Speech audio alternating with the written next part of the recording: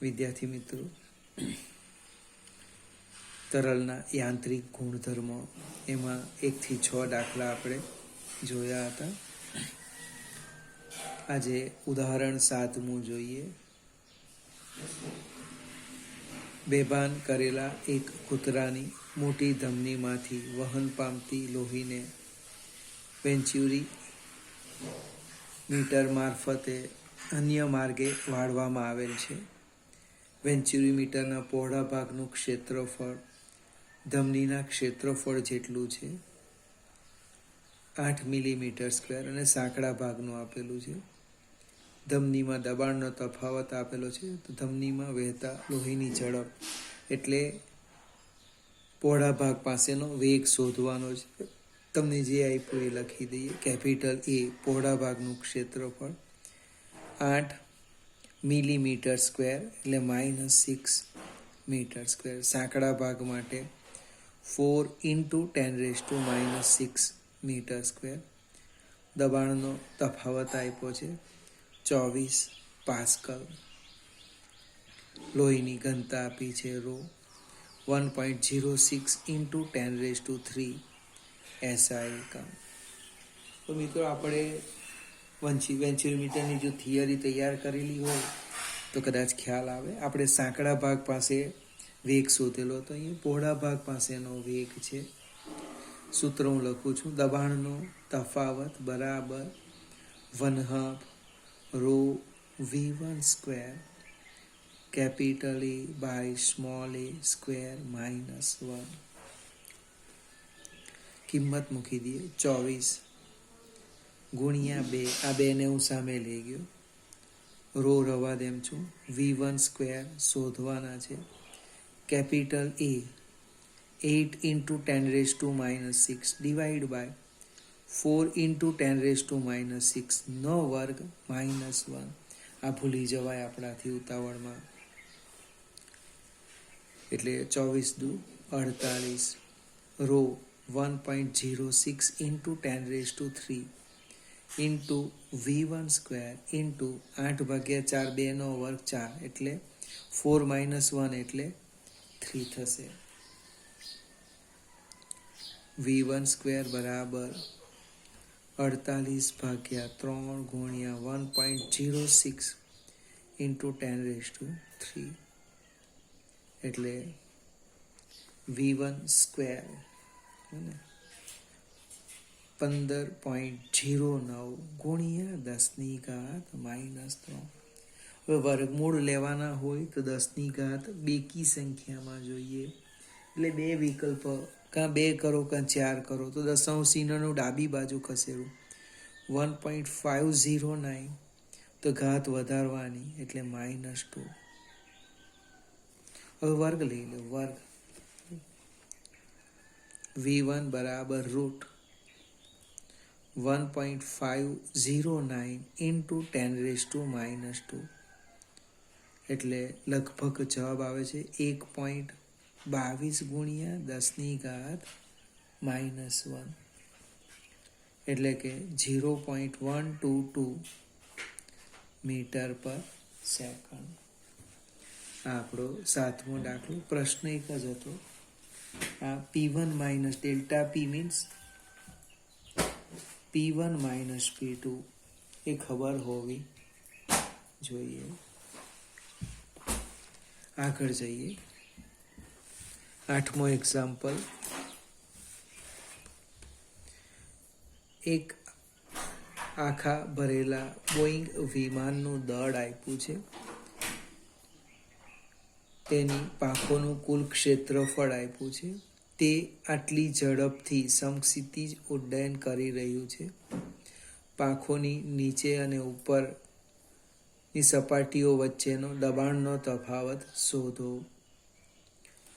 પાંખની નીચેની સપાટીની સાપેક્ષે ઉપરની સપાટી પરના હવાની ઝડપનો આંશિક વધારો કેટલો હશે? હવાની ઘનતા આપી છે. વિમાનનું દળ આપ્યું છે એમ 3.3 ગુણ્યા 10⁵5 કિલોગ્રામ. પાંખનું કુલ ક્ષેત્રફળ આપ્યું છે 500 મીટર સ્ક્વેર. એની સરેરાશ એવરેજ ઝડપ આપી છે 960 કિલોમીટર પર કલાક. એટલે એને સાદુરૂપ આપવું પડશે 960 ગુણ્યા 1000 ભાગ્યા 3600 મીટર પર સેકન્ડ.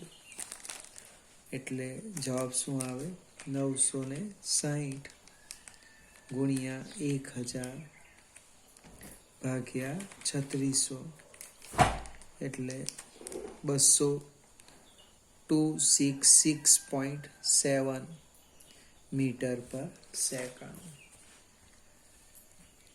હવાની ઘનતા આપી છે રો. 1.2 એકમ જોજો કિલોગ્રામ પર મીટર ક્યુબ. સ્મોલ જી 9.8 લેવાના છે. હવે આ જે પાંખ છે એ નીચેનું દબાણ P1 અને ઉપરનું P2. દબાણના તફાવતને કારણે હું વાક્ય રચના લખું જોજો. દબાણના તફાવતને લીધે ઉધ્વ દિશામાં લાગતું બળ બરાબર વજન બળ. ડાયનેમિક લિફ્ટ, એને ઉધ્વ દિશામાં લાગતું ડાયનેમિક લિફ્ટ કેટલું? તો કે A ડેલ્ટા P દબાણનો તફાવતને કારણે, અને વજન બળ અધો દિશામાં લાગવાનું mg. એ બંને બળ જો સરખા થાય તો એ સમક્ષિતિજ ઉડી શકે. ખ્યાલ આવશે કે નહીં આવશે? દબાણનો તફાવત ડેલ્ટા P એટલે બળ બરાબર ક્ષેત્રફળ ગુણ્યા દબાણનો તફાવત. એટલે કે A ડેલ્ટા P બરાબર mg. આપણે ડેલ્ટા P તો શોધવાના છે. એટલે કે mg બાય A કિંમત મૂકી દઈએ. m 3.3 ગુણ્યા 10⁵ ગુણ્યા 9.8 છેદમાં 500. હવે 9.8 ગુણ્યા 3.3 એટલે લગભગ 32.34 ભાગ્યા ધારો કે હું 500 કરી દઉં. એટલે કેટલા આવે છે અહીંયા? 0.06468 into 10⁵ પાસ્કલ દબાણનો તફાવત આવ્યો. સાદુરૂપ આપીએ તો 1 2 3 4 ને 5 64 68 ડાયરેક્ટ લખાશે. ડેલ્ટા P બરાબર 64 68 પાસ્કલ. હવે નીચેની સાપેક્ષે ઉપરનો આંશિક વેગનો વધારો શોધવાનો છે. તો આપણી જે વિમાનની પાંખ છે, આ પાંખ એની નીચેનું બિંદુ 1 અને 2, અહીંયા બર્નોલીનું સમીકરણ લખું છું. બિંદુ 1 અને 2 પાસે આપણે બર્નોલીનું સમીકરણ લખી દઈએ. બર્નોલીનું સમીકરણ યાદ આવે કે નહીં આવે? P1 plus 1/2 rho V1 square plus rho G H1 બરાબર P2 plus 1/2 rho V2 square plus rho G H2. હવે વિમાનની પાંખ માટે જે છે ને લગભગ H1 બરાબર H2 લઈ લઈએ. એ કંઈક બહુ મોટો તફાવત આવવાનો નથી. એટલે આ પદ નીકળી જશે. એટલે કે P1 minus P2 1/2 rho V2 square minus 1/2 rho V1 square. જો એકદમ ધીમેથી સાદુરૂપ આપીએ, આ તો ડેલ્ટા P છે. એટલે કે rho by 2 V2 square minus V1 square.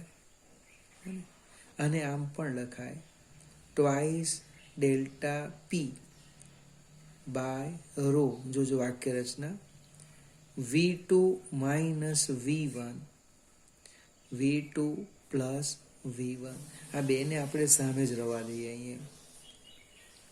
સરેરાશ વેગ માટે ચાલશે. આ બેને હું અહીંથી જગ્યાએ અહીંયા જ લખી દઉં છું, ભાગ્યા 2.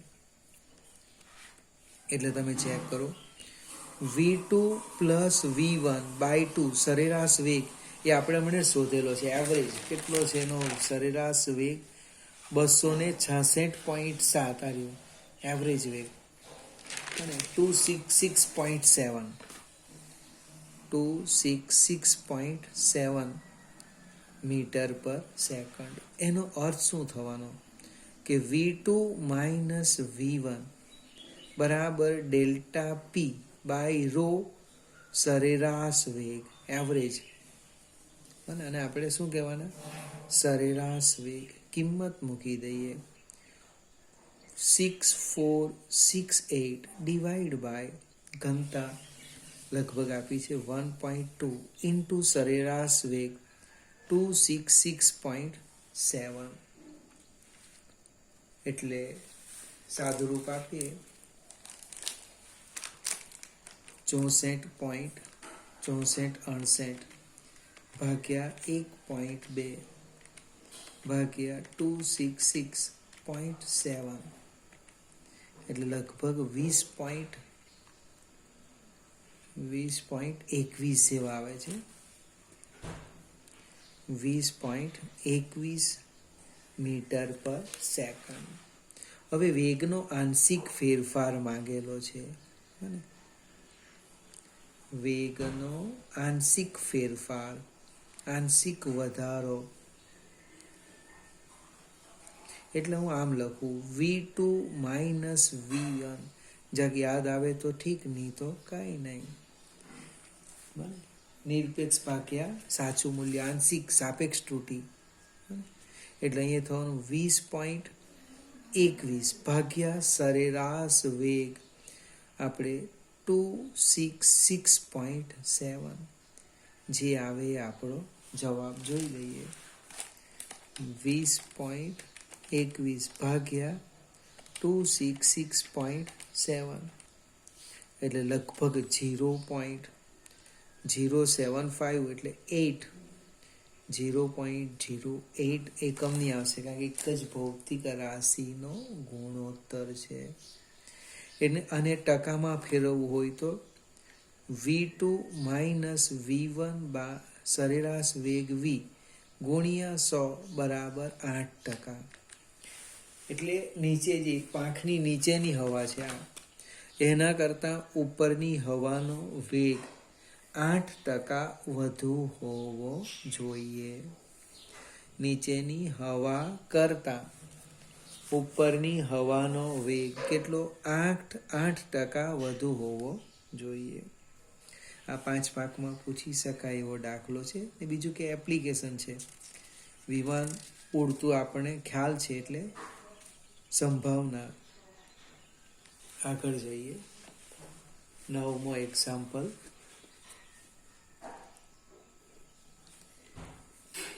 આકૃતિમાં દર્શાવ્યા મુજબ 0.1 મીટર સ્ક્વેર ક્ષેત્રફળનો ધાતુનો એક બ્લોક, કંઈક ફિગર આવી છે.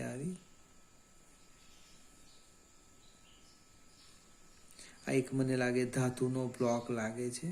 આમ અહીંયા કોઈક પ્રવાહી છે, આમ ખેંચવાનું છે.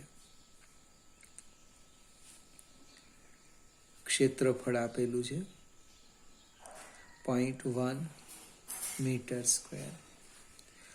બ્લોક એક આદર્શ ગરગડી પરથી પસાર થતી દોરી મારફતે આટલા દળ, એટલે એમ આપ્યું છે, 0.01 કિલોગ્રામ દળ સાથે જોડેલ છે. આ જે પ્રવાહી છે એ પ્રવાહીના સ્તરની જાડાઈ આપી છે 0.3 મિલીમીટર. મિલી એટલે -3. આ એક લઈ લઈએ, -4 મીટર. જાડાઈ ધરાવતું સ્તર બ્લોક અને ટેબલ વચ્ચે રાખેલ છે. બ્લોકની ગતિ કરવા દઈએ ત્યારે તે આટલી અચળ ઝડપથી જમણી તરફ સરકે છે. તો પ્રવાહીનું શ્યાનતા ગુણાંક શોધો.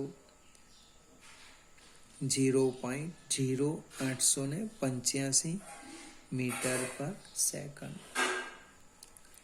હવે અહીંયા જે વજન બળ આવવાનું, તણાવ બળ, આ દોરીમાં જે તણાવ બળ આવે એ કેટલું આવવાનું? વજન બળ એફ જેટલું. અને ટી બરાબર એફ બરાબર mg. એટલે 0.01 ગુણ્યા 9.8 અથવા 10 લઈ લેવાનું. એટલે કેટલા આવવાના?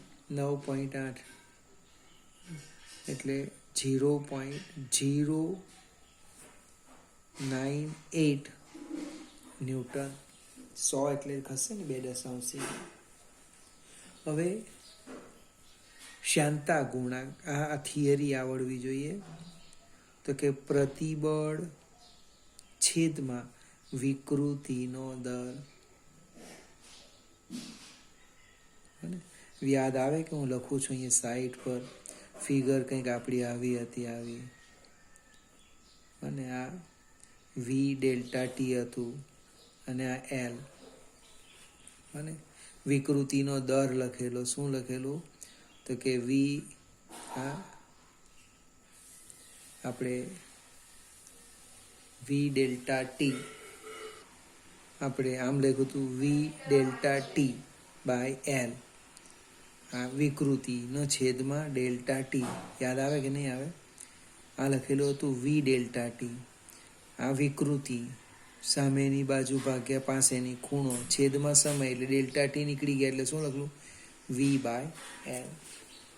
અને એ અહીંયા સીધું જ લખી દઈએ. પ્રતિબળ તો કે એફ બાય એ છેદમાં વી બાય એલ. એટલે શાંતા ગુણાંક આવશે એફ એલ બાય એ વી.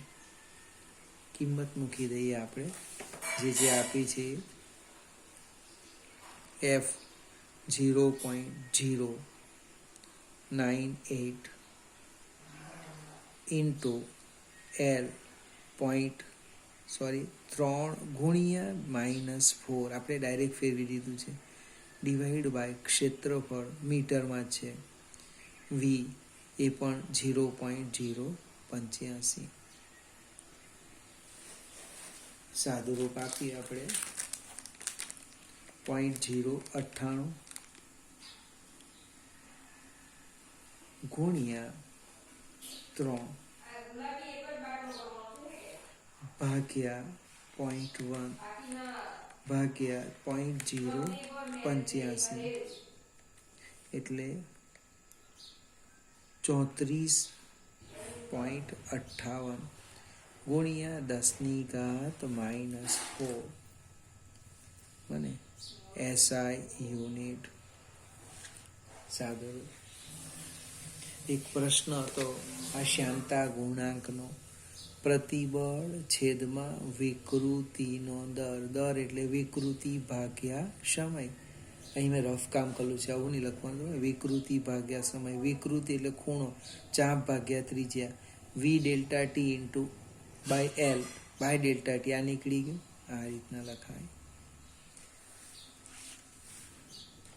આગળ જોઈએ. 10મો એક્ઝામ્પલ છે.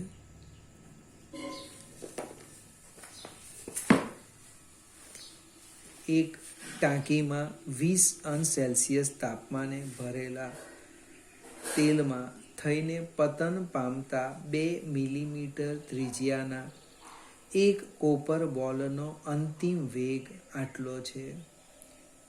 20°C તાપમાને તેલની શાંતા ગણો. તેલની ઘનતા આટલી છે, તાંબાની ઘનતા આટલી છે. જે કંઈક આપ્યું છે તે લખીએ, પછી ચર્ચા કરીએ. એક ત્રિજ્યા આપી છે R. મુક્ત પતન પામતા ગોળાની ત્રિજ્યા 2 મિલીમીટર એટલે -3 મીટર. એનો અંતિમ વેગ, અથવા બધું સેન્ટીમીટરમાં રહેવા દઈએ તો પણ ચાલે, કંઈ નહીં. એનો ટર્મિનલ વેગ આપ્યો છે VT 6.5 × 10⁻² મીટર પર સેકન્ડ. તેલની શાંતા ગણવા કીધું આપણે. તેલની ઘનતા એટલે ρ0 આપી છે 1.5 ઇન્ટુ 10⁻³ કિલોગ્રામ પર મીટર ક્યુબ.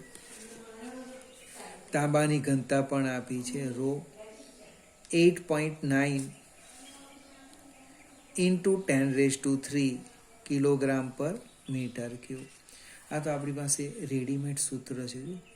ઈટા બરાબર 2/9 r²g. બને 2/9 મેં ઉતાવળ કરી કહીને વીટી ρ માઇનસ ρ0. આ પ્રેક્ટિકલનું છે. ખરેખર થિયરી જે આપણે મેળવી એમાં વીટી બરાબર છે ટર્મિનલ વેગ બરાબર 2/9 r²/η ઇન્ટુ g. આવું હતું ρ માઇનસ ρ0.